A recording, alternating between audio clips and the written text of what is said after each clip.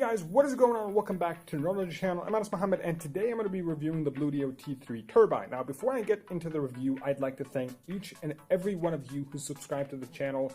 Thanks to you, I've been able to cross the 100 subscribers mark, which again seems like a very insignificant number in comparison to a lot of other channels. But again, this means the world to me that there are 100 beautiful subscribers out there who managed to actually subscribe to the channel and support it. So thank you for supporting the channel and subscribing. It means the world to me. And hopefully, yeah, I'm going to ramp up the content, ramp up the videos, just make them faster, upload the videos faster, and provide more content on the channel to actually manage to convince the others who aren't yet convinced whether to subscribe to the channel or not to actually subscribe to it. So thank you for subscribing. Thank you for watching all of my content. And with that said, let's move on to the video review.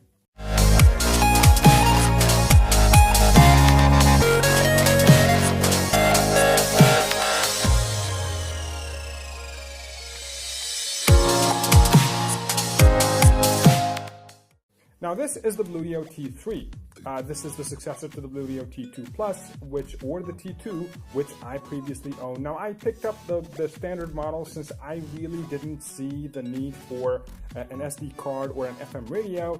I just picked up the standard model because I didn't see much of a difference, and it's cheaper. You know, just if I could save up a few bucks, then sure, yeah, I'll do that. So again, this is here the box for the Bluedio T3. It's a very premium box. It's one of the most premium boxes I've encountered yet. And again, it's unexpected considering this thing costs like, what, $50? Again, you're going to find on the side here some sexy photos of the Bluedio T3. You're going to find some specifications in all kinds of different languages, and you're going to find some of the main highlights in terms of features. The 3D sound effect, 57mm drivers, which are coming back from the Bluedio T2. A line in and out, which means it could power other headphones. Adaptive, which basically means it's foldable. Hi-fi sound, and 1100 hours of standby times, which is ridiculous. Now, let's talk a little bit about the specifications here. These have Bluetooth 4.1 plus.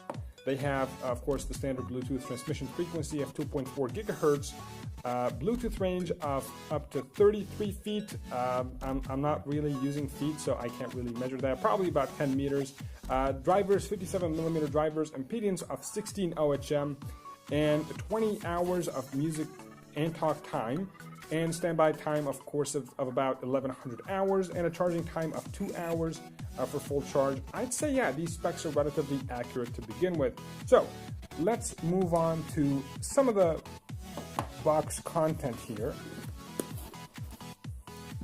Of course, as you can see, this is a nice looking box held by a magnet at the side. There it is.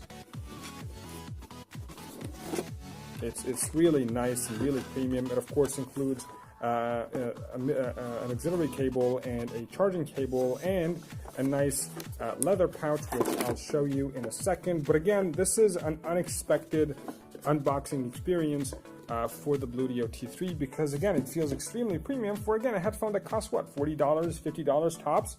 And this here is the pouch that comes with it. It's a relatively simple pouch, not even a logo on it, just a standard pouch. Again, it gets the job done, and it allows me to carry the headphones with me. So let's move on to the main star of the show, the Bluedio T3 here. So as you can see, this is a major departure from the design that was previously introduced in the Bluedio T2. The Bluedio T2 aimed towards being a bit more hip, a bit more cool, just using a lot of plastic and lots of vibrant colors. This aims to be elegant. It uses black. It's got gold trims on the side, metal trims on the side. It looks beautiful, elegant, and simple. It doesn't aim to be something really hip and cool for the kids and everything. This aims to be an all-round headphone. So again, one of the major concerns about the Bluedio T2 was the fact that it wasn't durable enough because it had a lot of plastic parts in it, and mine broke up here on the top of the headband. And again, I had to throw them away, and I had to pick these up instead because, again, I'm a fan of Bluedio products. and I just love the sound that they provide. So I had to pick up the sequel. So again, mine broke right here because this whole area was made out of plastic. This time, Bluedio actually listened and made the whole thing out of alloy. So again, this thing is built like a tank, and you can feel it. As soon as you lift up these things, you can feel that these things are made like a tank. They're very heavy. I'm not going to say very heavy, but I'm going to say, yeah, they're definitely heavy. The weight is definitely noticeable since they're all made out of alloy. Very few plastic parts. Basically, the head cups are made out of plastic. Even this metal rim here is not metal, it's actually plastic. Everything else is made out of just alloy, which is ridiculously durable. So again, thumbs up for the design of the Bluedio T3. Really good design here. I'd say they definitely succeeded in terms of the design. It looks elegant, it's very durable, very well made, although the weight is going to be a bit of a problem when it comes to comfortability. So let's talk a little bit about the comfortability here and the sealing of the headphones. The comfortability, I'd say, yeah, in about a couple of hours, you're going to start having a bit of a pain here at the end part of at the right part of the head cups, because again, it's the whole sealing, the whole padding on the inside of the headphones isn't really well made. It's really thin, and basically your ears are set right on the metal itself, which can get a little bit uncomfortable. But yeah, again, aside from that, these are definitely a step up in terms of comfortability from the Bluedio T2. I'd say, yeah, in terms of comfortability, they're better, but they're not the best in terms of comfortability out there. They're not going to rival the Bose QC35 or any of these super expensive and super comfortable headphones. They're just set right in the middle. They're not super comfortable and they're not uncomfortable. The Bluedio T2 was a little bit just borderline uncomfortable. So I'd say, yeah, definitely an improvement in that department. The sealing, the noise isolation is phenomenal, outstanding. One of the major issues that I had with the Bluedio T2 was because of its semi-open design. It leaked sound outside, and it also leaked sound in, which meant I couldn't really use these things in any transportation methods, anything, literally anything, because everybody outside is going to hear what I'm hearing or listening to, and I'm going to be able to pretty much listen to all the noises, all the ambient noises outside, and I'm not going to be able to to listen to anything. So yeah, this is far better because the suction on the ear cups is a little bit odd. As soon as I put these things on my ears, they suck all the air inside. I don't know how this happens, but there's a really nice suction feature to it. It just really grips to my ears and it stays there. And I love it. It really does a great job when it comes to isolation. So again, great job on the isolation, not so great on the comfortability. So let's talk a little bit about the audio.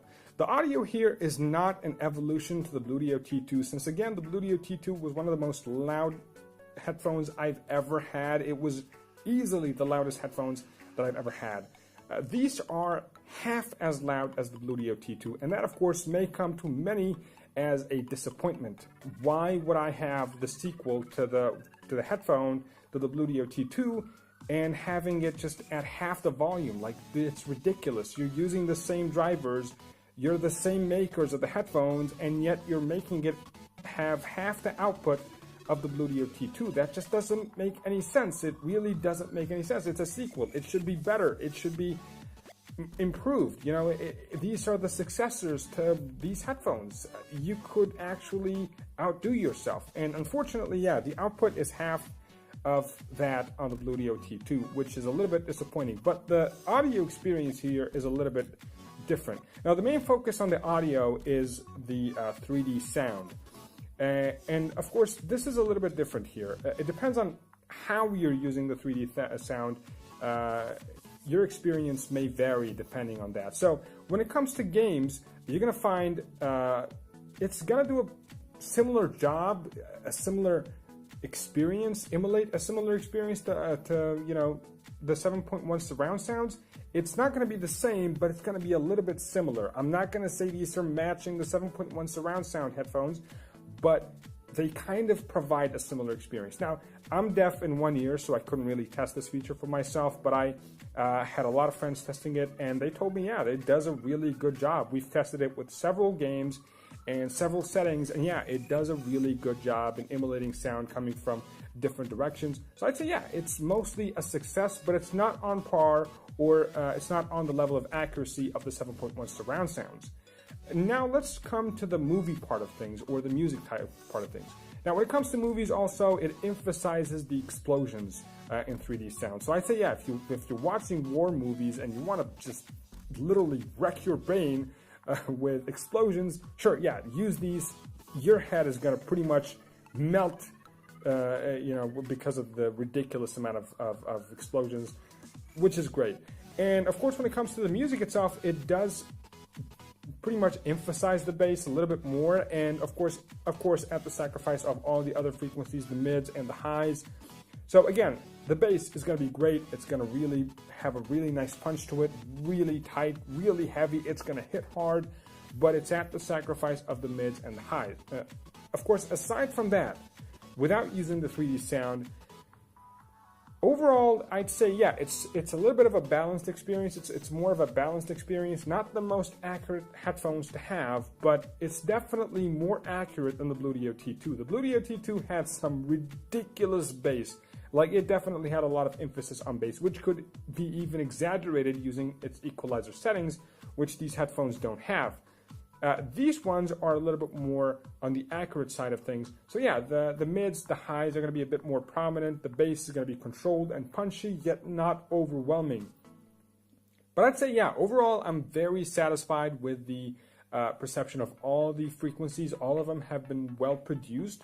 I'd say, yeah, it's a really good job how Bluedio kept a nice middle ground to all the frequencies. It's a good job. It's not on par with some of the other studio headphones, and I'm not going to even compare them to the studio headphones because it's going to be an unfair comparison, but I'm going to say, yeah, these are good overall when it comes to a more balanced profile.